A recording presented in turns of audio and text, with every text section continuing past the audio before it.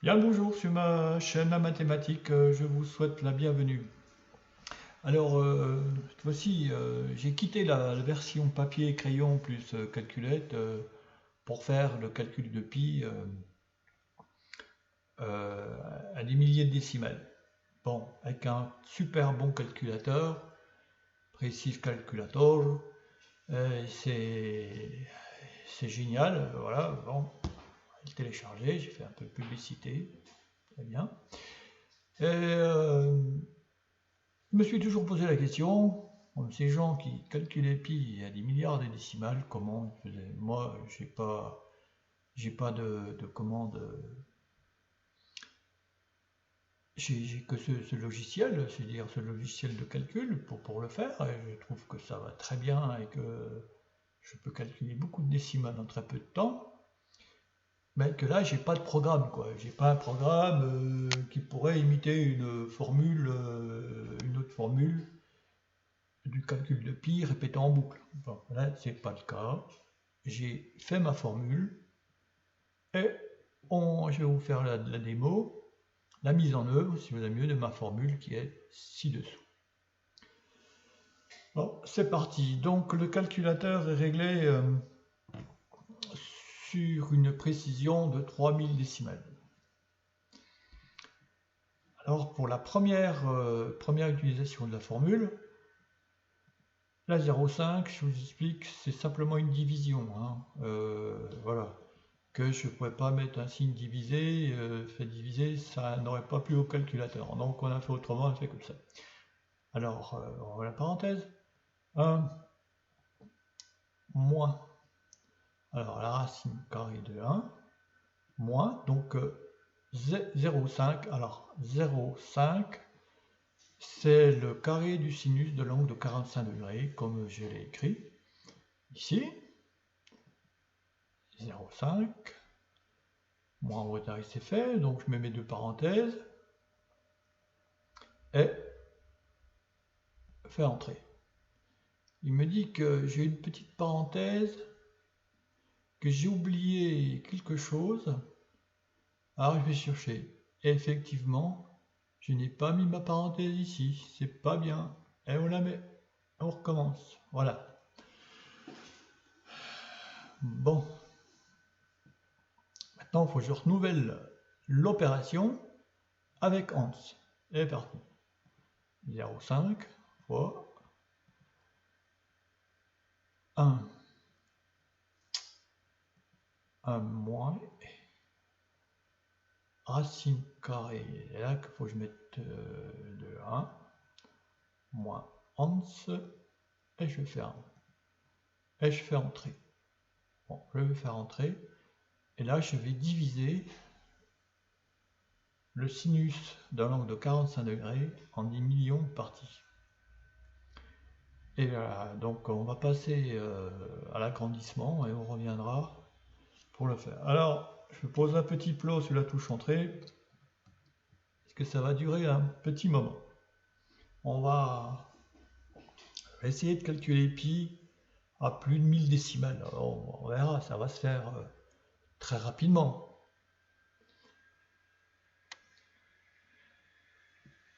Bon là, donc c'est calculé avec la racine carrée de... On peut très bien le calculer avec la racine carrée de 3, que j'aime très bien, parce que racine carrée de 3, c'est le triangle dans le cercle trigonométrique, la première figure dans le cercle. Et celle-ci me plaît plus que la racine carrée de 2.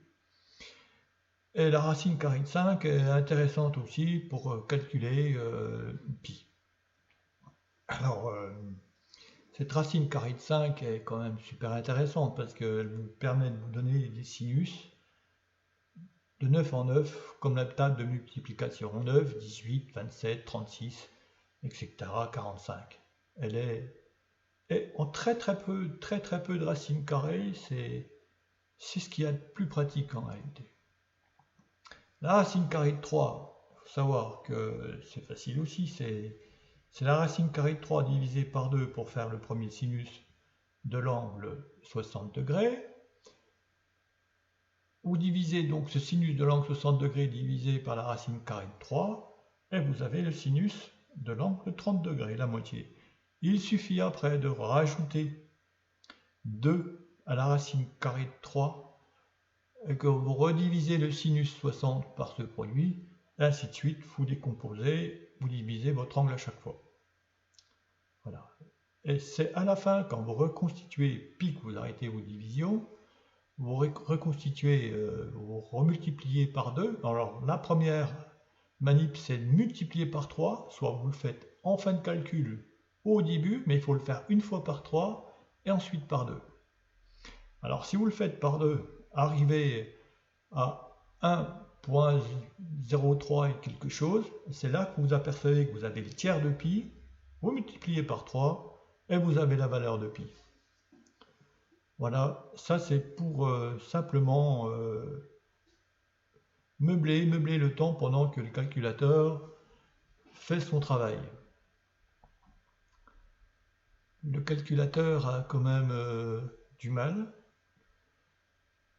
Là, sur un essai, il m'a lâché. Je ne sais pas si c'est le fait qu'il y a une capture vidéo de l'écran qui ralentit le calculateur. Enfin, on va continuer, on va être patient. En ce moment, j'ai les divisions qui continuent avec beaucoup de zéros, 500 zéros. 500, pour que j'ai une bonne valeur de pi, on va dire 1000, il faut que je tombe à 1000 zéros. Mais il rame. Pourquoi donc? Bon, laissons faire. Soyons patients. Voilà. Alors c'est quelque chose qui m'a toujours un peu froissé de jamais avoir pu connaître comment faire pour trouver autant de décimales de pi. En réalité, cette formule, c'est l'inverse de la formule pour calculer les sinus des angles. Hein? C'est tourner en rond, comme le chat après sa queue.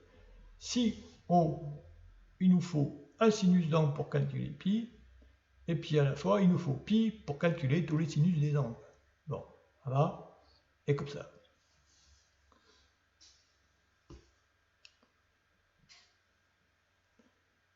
Bon, un peu de lenteur.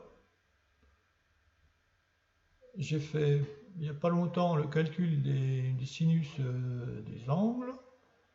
Il allait mieux. Bon, ben...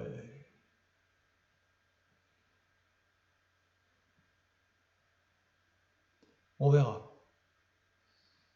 Et tout à l'heure, j'ai fait un essai, j'ai renouvelé ma vidéo, il a bugué. Bon, je sais pas pourquoi, il s'est remis complètement à zéro. Enfin, il a le droit aussi hein, de bugger, fatiguer. Ok.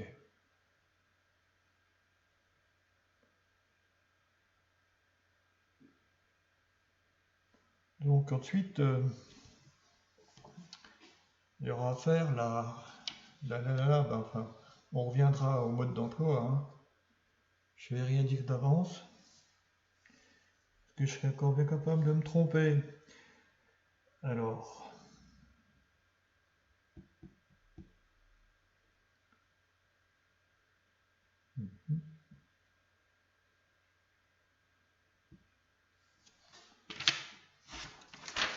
900, on va attendre 1000, hein, ça va pas tarder.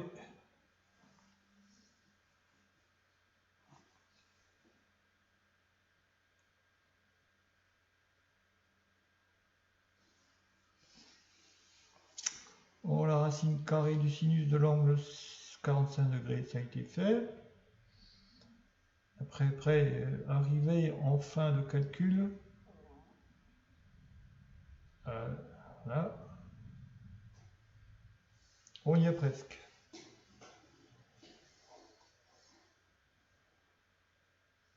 Mais j'aimerais bien quand même avoir une valeur de pi assez importante parce que je ne peux pas le contrôler.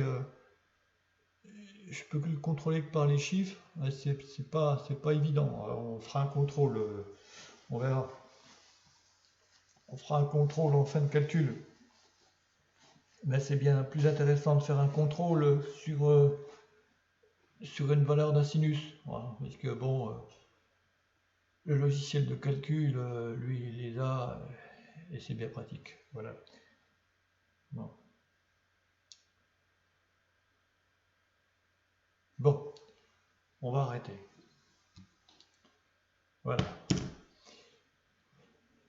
On va retourner à la formule. Voilà ce qu'il y a à faire. Je vais faire comme vous. Si vous suivez mon exemple, on va aller tout doucement. Alors, il me dit, bon, on a fait utiliser la touche entrée autant de fois pour diviser. Ok, en minutes de fraction, c'est fait. Alors, je parle de la puissance. Ouais, voilà, si on a une calculette à 8 chiffres, on mettra que 4 zéros, ça se comprend, c'est la moitié, et puis les autres, ce sera des chiffres. Donc, je vais faire la racine carrée de Hans par le fait de... Voilà, c'est fait. Et cette fois-ci, bon, on me demande ensuite de multiplier par 2 pour reconstituer la valeur de pi. Fois 2.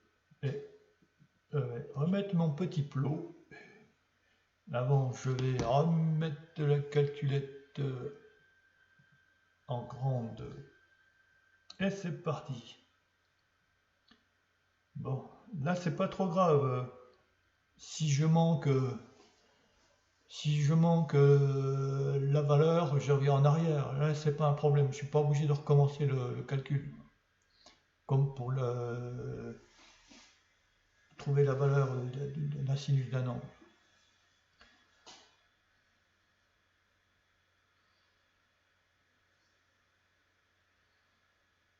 Bon, nous verrons. Ouais, ça va plus vite pour reconstituer la valeur de pi. Hein. Je ne comprends pas. C'est vrai que il pouvait peut-être ramer. La formule est quand même assez compliquée à faire. Il a quelques opérations à faire avant de me redonner un résultat. Et bout à bout, suite à suite comme ça. Voilà, on va arrêter. On va continuer à la main. Voilà, nous y sommes. Donc on a 10 chiffres, 10 zéros après la virgule pour...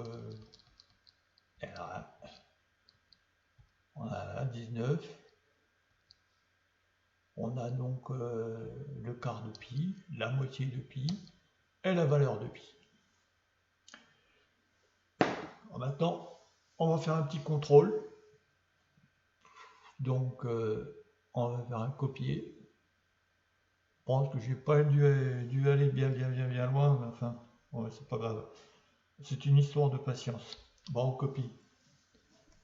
Bon, je vais appeler pi. Sur le calculateur, exécuter, à un moment donné, puis moi je vais remettre ma valeur que j'ai calculée. CTRL V. Voilà. Et on va se diriger à droite en bout de ligne, et on va regarder. Si la première ligne on la valide, ouais, 23, 99, 79, 73, 73. Effectivement, je m'arrêterai à cette ligne-là. Donc, on va la souligner.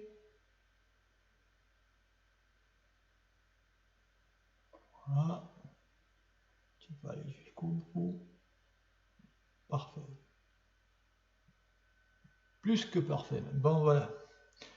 Donc, à ce niveau-là, on va vérifier pour voir jusqu'où je vais. 75, c'est bon, je valide. 78, je valide. 32. 66. 87, c'est bon. 9. 89. 20. 63. 61. 96.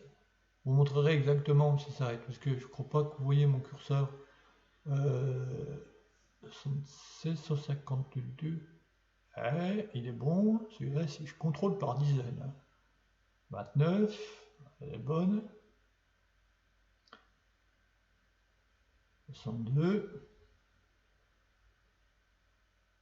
91, wow, on y est presque là. 52, 151. Ça s'arrête là. Ça s'arrête ici à 151. Voilà, on va faire un petit écart ici pour dire où ça s'arrête. Voilà.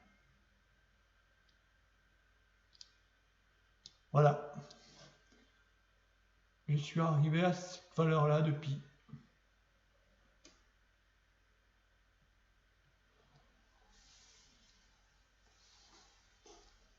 Bon, là, j'ai les 1000 chiffres. Hein. Bon, j'ai les 1000 décimales, pardon. Hein. C'est quand même pas mal. Bon. Je suis désolé, mais là, je pense que le logiciel, il rame un peu. Bon, voilà, je vous remercie de m'avoir écouté. J'espère que cette vidéo vous permettra de comprendre comment les gens qui ont des super logiciels et des super processeurs et puis des super programmes peuvent calculer pi à des milliers de décimales. Moi, je suis content parce que je l'ai fait avec ma formule. Voilà.